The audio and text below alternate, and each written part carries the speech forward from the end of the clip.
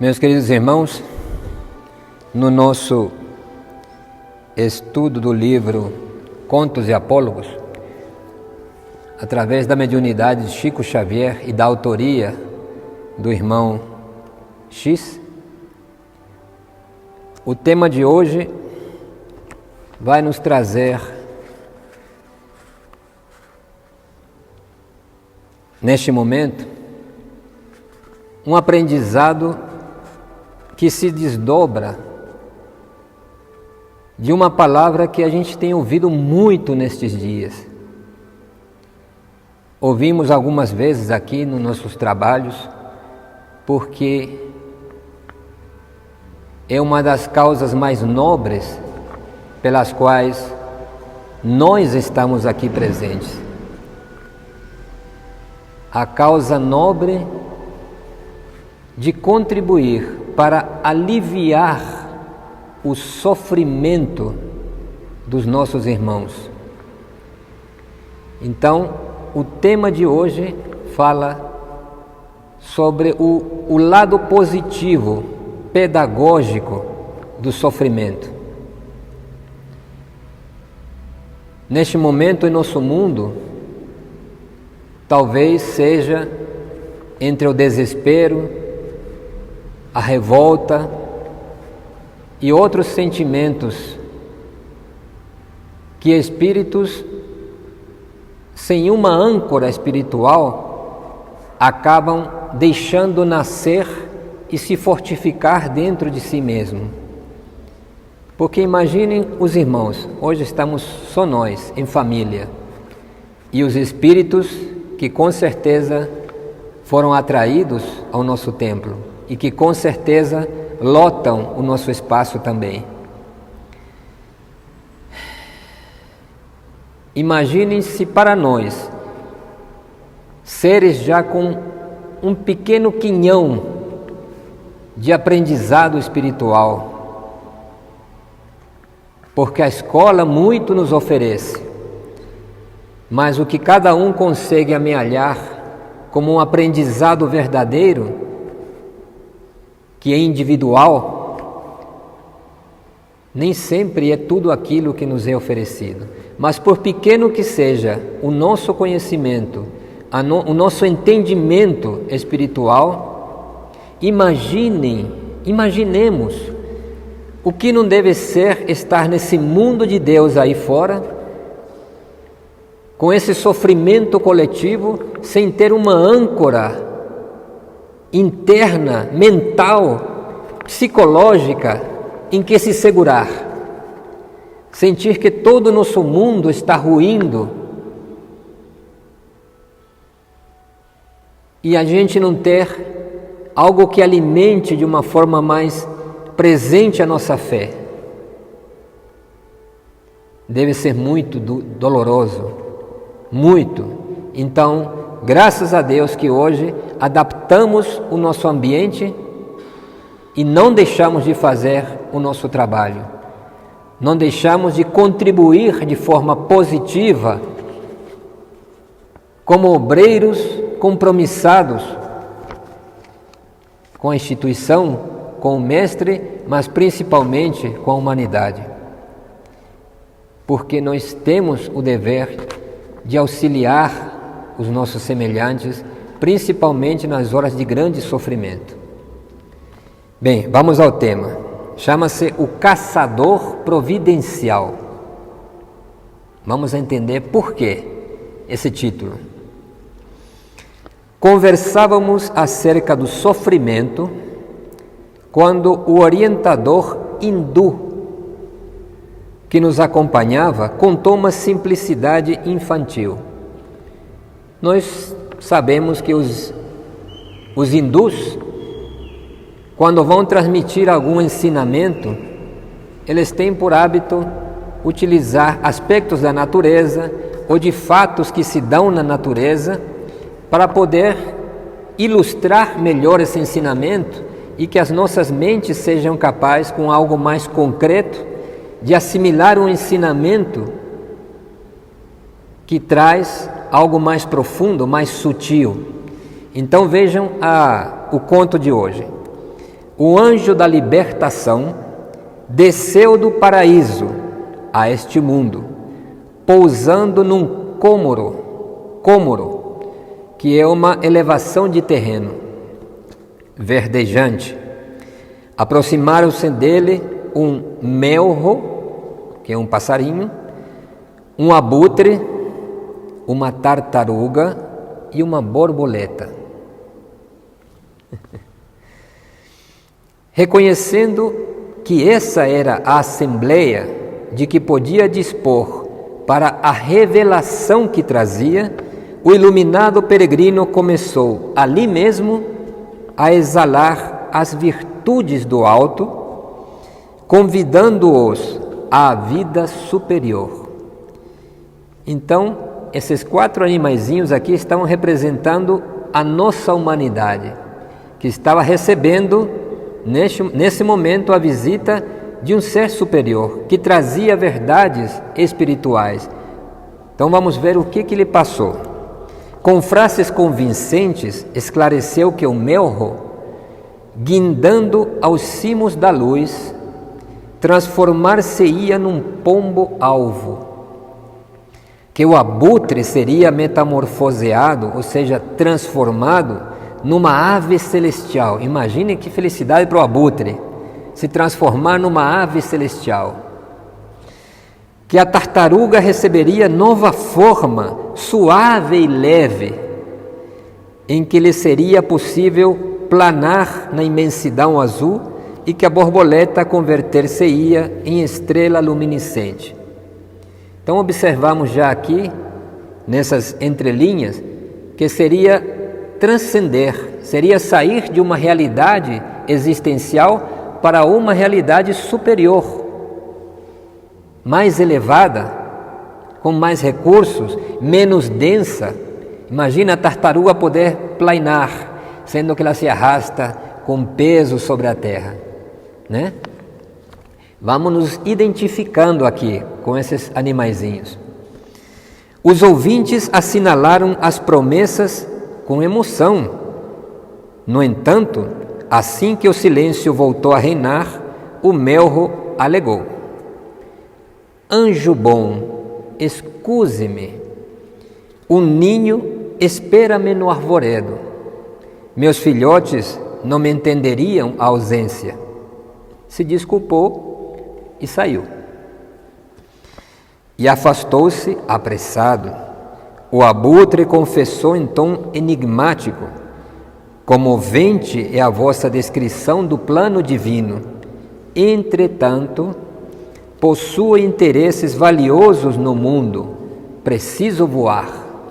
E partiu batendo asas, a fim de arrojar-se sobre a carniça próxima. A tartaruga moveu-se lentamente e explicou: quisera seguir-vos, abandonando o cárcere sob o qual me arrasto no solo. Contudo, tenho meus ovos na praia. E regressou pachorrenta à habitação que lhe era própria. A borboleta aconchegou-se ao pregador da bem-aventurança e disse delicada: Santo, não posso viajar convosco. Moro num tronco florido e meus parentes não me desculpariam a fuga. E tornou à frescura do bosque. O anjo, que não podia violentá-los, marchou sozinho para adiante. A borboleta, porém, apenas avançara alguns metros, na volta à sua casa, e viu-se defrontada por hábil caçador que lhe cobiçava as asas brilhantes. Após longa resistência, tentou alcançar a árvore em que residia, mas, perseguida, presenciou a morte de algum dos familiares que repousavam. Chorosa buscou refugiar-se em velha furna, sendo facilmente desalojada pelo implacável verdugo. Ensaiou debalde, ou seja, sem conseguir, esconder-se entre velhos barcos esquecidos na areia. tudo em vão, porque o homem tenaz era astucioso e sabia frustrar-lhe todas as tentativas de defesa, armando-lhe ciladas cada vez mais inquietantes. Vamos nos identificando, cada um de nós, nessa cena aqui? Principalmente nós médiuns, que recebemos um convite para um estado superior de consciência, de vivência, de aprendizado. Quando a pobre vítima se sentia fraquejar, lembrou-se do anjo da libertação e voou ao encontro dele. O mensageiro divino recebeu-a, contente, e oferecendo-lhe asilo nos próprios braços, garantiu-lhe a salvação. O narrador fez pequena pausa e considerou. O hindu. O sofrimento é assim como um caçador providencial em nossas existências, em nossas experiências. Sem ele, a humanidade não se elevaria à renovação e ao progresso. Quem se acomoda, olha só, quem se acomoda com os planos inferiores, dificilmente consegue descortinar a vida mais alta sem o concurso da dor. Saibamos, assim, tolerar a aflição e aproveitá-la. Quando a criatura se vê na condição da borboleta aflita e desajustada, aprende a receber na terra o socorro do céu. Calou seu mentor sábio e, porque ninguém comentasse o formoso apólogo, passamos todos a refletir. Mais uma vez, acho que todos que ficamos aqui para fazer essa leitura concluímos assim: que lição! Que lição de vida, né? Como eu me reconheço como esses animaizinhos aí. Recebemos, e acho que nós fraternários podemos nos identificar muito aqui, porque em todas as nossas experiências, um dia recebemos esse chamado, esse convite do anjo da libertação. Olha que nome mais apropriado, o anjo da libertação, porque nós vivemos presos, cativos do nosso orgulho, da nossa vaidade, do nosso egoísmo de querer sempre ter as coisas, de ajuntar coisas. E isso nos prende, isso pesa. Então nós recebemos um dia em nossas vidas um chamado, aquele mesmo chamado feito pelo Cristo, andando na areia da praia, quando encontrou os pescadores e disse: siga-me. Isso aconteceu com cada um de nós também. Talvez o próprio Cristo, através de alguém que disse: olha, eu conheço um lugar onde você pode ir, que vai te ajudar nessa situação. Ou algum familiar que disse: vem comigo conhecer a fraternidade, e acabamos ficando. Então, recebemos um chamado libertador também. Agora, reconheçamos que quantas e quantas vezes quisemos protelar isso, né? Colocando como empecilho aquilo que faz parte do nosso mundo e que é perecedero, que é transitório. Ah, você é médium, um médium que precisa desenvolver sua mediunidade e trabalhar em benefício do seu semelhante. Que chamado, que oportunidade de libertação. Não, tudo bem, mas eu primeiro vou me formar, ou primeiro eu vou trabalhar, e depois que eu estiver livre, que eu tenha a vida tranquila, aí eu vou vir assumir a minha mediunidade e trabalhar pelos meus irmãos, porque eu tenho família, porque eu tenho isso, porque eu tenho aquilo, né? Sem nenhuma crítica para a responsabilidade que cada um de nós temos que ter com as nossas famílias. Mas acho que todos nós temos condições aqui de entender a que estamos nos referindo. Aquilo que realmente pode ser dispensável para que nós assumamos essa oportunidade que está sendo oferecida a nós, né? Alguns detalhes interessantes. O anjo diz que não podia violentá-los. O chamado espiritual para crescer, ele nunca se faz através de violência. Por quê? Porque a consciência da pessoa, do ser humano, tem que participar. Ela tem que ter a consciência da necessidade de crescer. Existe em cada ser humano uma faísca divina que sempre vai empurrá-lo para frente. Mas esse é o impulso. A consciência de crescimento, isso tem que existir para que ele seja verdadeiro e para que ele seja o mais contínuo possível. O sofrimento, que é o ponto central, que é o estímulo. Aqui nos mostra o sofrimento como um estímulo,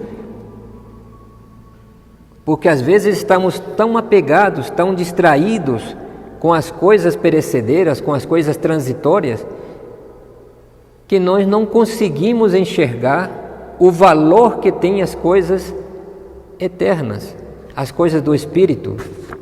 Então nós precisamos algo que nos dê um choquezinho interior, para que a nossa consciência receba um tranco e consiga enxergar uma outra realidade que está nos chamando. Então o sofrimento, neste momento, principalmente neste momento mundial de pandemia, pan, que significa por completo, todo, o mundo inteiro está sofrendo.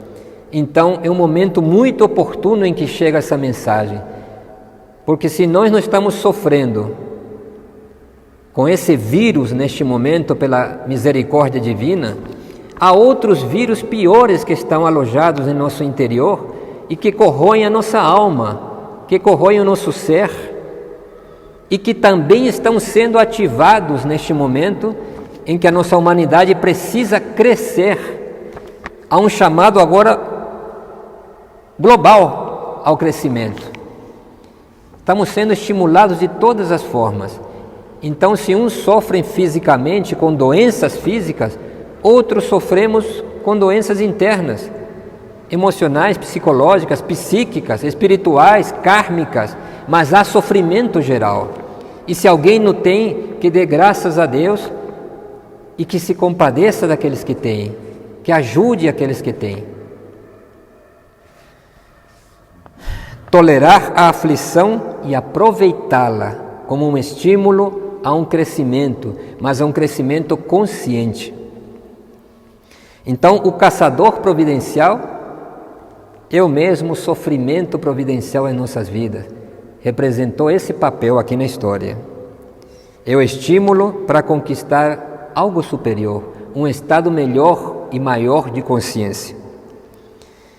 Bem, meus queridos irmãos, isso tudo é muito fácil na teoria, né? Mas façamos nossos esforços neste momento. É muito importante que nós não vivamos somente o tempo inteiro coletivamente, mas que tiremos alguns momentos para estarmos a sós conosco, para nos refazermos, para nos alinharmos e assim sim poder trabalhar em conjunto. Mas nós precisamos um momento interior. Estamos sofrendo? Vejamos em que isso vai me propiciar um avanço como ser humano, uma melhora como ser humano. Ficar mais leve, como a tartaruga teve a possibilidade de ficar mais leve. Finalizando, a irmã Jaeli disse hoje que eu falo demais e estou achando que ela tem razão, né? Estou achando que ela tem razão. Desculpem. Finalizando, rapidinho. Os egípcios, eles têm uma crença que existe uma deusa chamada Maat, diante da qual se apresentam as pessoas que morrem, que desencarnam, né? Então, o morto chega na frente de Maat e ela tem uma balança na mão. Num prato da balança, ela coloca o coração do morto. No outro prato da balança, ela tira uma pena que faz parte do enfeite da cabeça dela, e coloca no outro prato uma pena, uma pluma. Se o coração do morto for mais pesado do que a pluma, ele volta para a terra, para novamente recomeçar uma jornada de aprendizado, refazer o aprendizado, porque seu coração está pesado, o peso das coisas materiais em nossa existência, eles nos prendem. Se o seu coração for mais leve do que a pluma de Maat, ele vai para planos superiores, para seguir a sua evolução já em outros planos. Então, é outra história interessante para nós avaliarmos. Todos os homens morrem, mas nem todos os homens vivem. Alguns apenas sobrevivem. Queira Deus que nós vivamos de fato, né? Muito obrigado e desculpem pela demora.